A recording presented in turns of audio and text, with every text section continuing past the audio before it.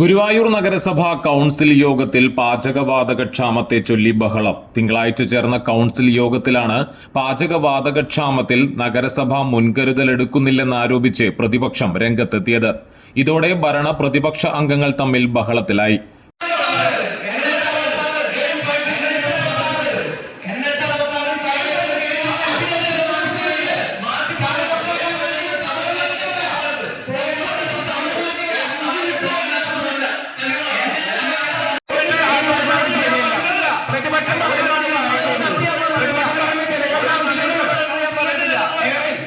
പിന്നീട് രാഷ്ട്രീയ മുന്നണികളെക്കുറിച്ചും പറഞ്ഞ് പരസ്പരം വാഗ്വാദത്തിലായി. സാധാരണ യോഗത്തിൽ ചായയാണ് നൽകിയിരുന്നത്.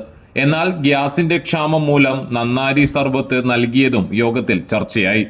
നഗരസഭാ ചെയർപേഴ്സൺ സുനിത അരവിന്ദൻ അധ്യക്ഷത വഹിച്ചു.